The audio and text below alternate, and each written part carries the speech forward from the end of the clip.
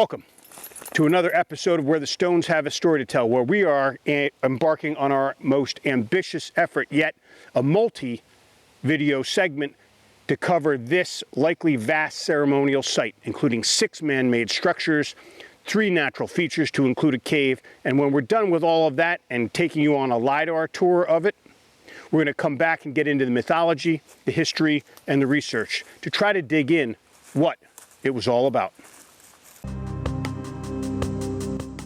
Welcome to Where the Stones Have a Story to Tell.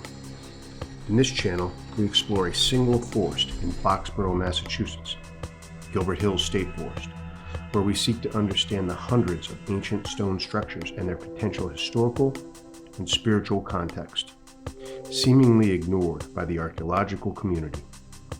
In this segment of our series, we focus on ceremonial sites, which are clusters of structures close enough in proximity that they may have had some common purpose.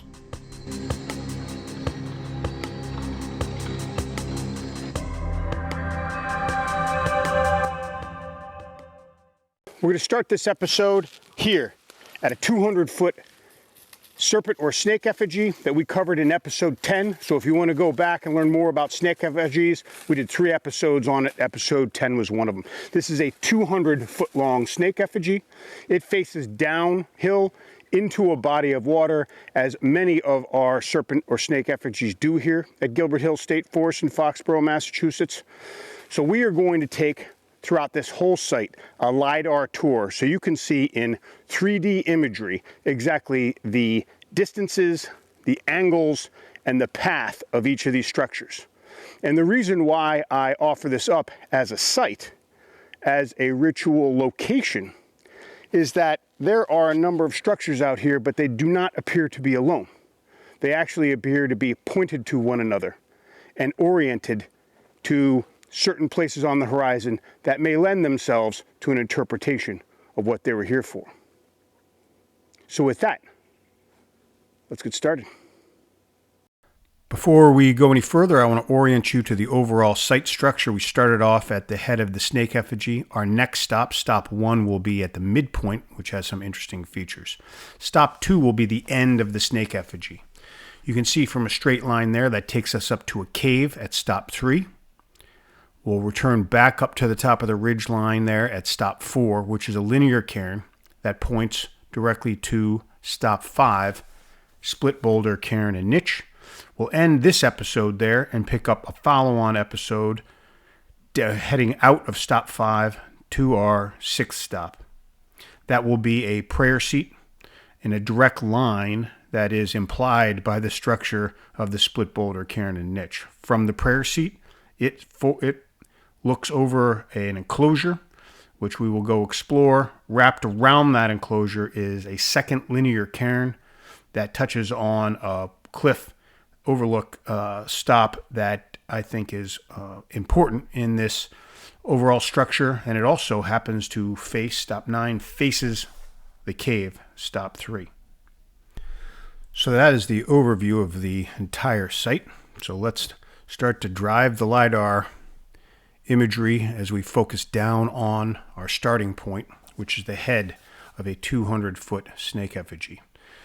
You're going to see by my inartful driving of the 3D map the view of this stone row that terminates in something that looks like the head, but halfway up, and we're going to dip into it now, there's a really cool feature. We'll go to the video. We'll walk it in here, and you'll see this boulder on the right, lower right of the scene, and a little break right there. That is really the halfway point. Those 2 boulders, that one on the left and that one on the right, the halfway point in a 200-foot snake effigy, right there. This opening faces 60 degrees, and that 60 degrees is going to come into play in our very last stop in the cliff overlook. So as we back out and continue on, I want to point out that the snake effigy itself points down to 150 degrees. That's where the head is pointed, and it faces down to a body of water. The tail points to 330 degrees, and we're going to video into that right now. All right, we've run up the 200 feet or so to the end of the snake effigy. You could definitely see this wall is very straight all the way up to that midpoint we just visited. And hey, come here. Hop out of the way, come here. And I just wanted to stop and point out this ending stone. We see this type of sort of four-sided, but not equally squared off structures at the end of many of the serpent effigies here in Gilbert Hills. So with that, let's head directly up the path of the LiDAR and see where this angle takes us. I think the LiDAR really shows well that there's a straight line emanating from the snake effigy that's going to take us over a ridge line and down to a path that will lead us to a cave. And I believe these two structures are linked. So let's go to that video now. So I'm going to pick this up as we head downhill onto this path that really may still have an outline of how they move through here, particularly with these stones right here, here, and here. This path leads us directly down to a boulder, but either right or left take you down to the base of this outcropping, which we will see contains the largest cave structure here in Gilbert Hills. All right, I'm going to step up in here at the risk of aggravating the swarm of mosquitoes that live in here during the summer and show you how large this is. Now, when I say there are 6 man-made structures, certainly the snake effigy would be one. However, as we look up in here, there are a number of boulders or rocks placed into the crevices.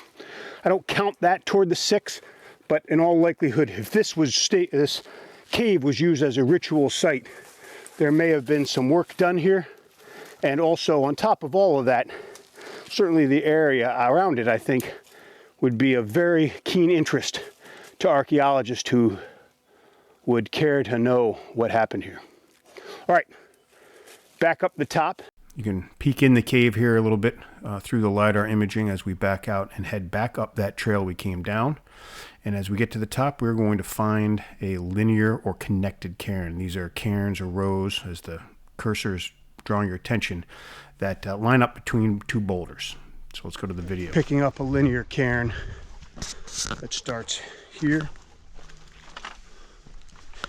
and carries through this direction here. So let's head out there and find out what is at the man-made structure number 3. You're going to see why I think this whole site is connected. That connected or linear cairn, which points north-south, also points directly to our next stop. And we'll see here as we rotate the 3D model around, we're going to approach this from the back of the split boulder cairn, which also faces down toward the snake effigy. So with that, let's hit into the video.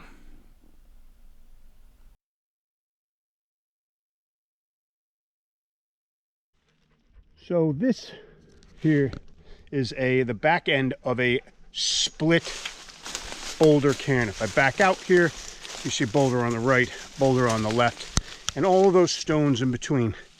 While the leaves cover the top, much like 2 episodes ago where we were looking at the tribute cairn, there's a number of leaves covering up. This entire split area, I've dug through it a time or two, the leaves is filled with stone. And as the LiDAR shows, the end of the snake effigy is right back there. So if we hop up top here, this site here and this structure here is also covered in episode 10. We have a little more of the cairn flowing around there. And on the front side of this here, we've got a nice niche. All right, we're going to wrap up this episode here, concluding with our niche and split boulder cairn. We're going to pick up next time, following this line down the valley, exactly how the cairn and the niche are aligned, and get ourselves to a prayer seat and beyond.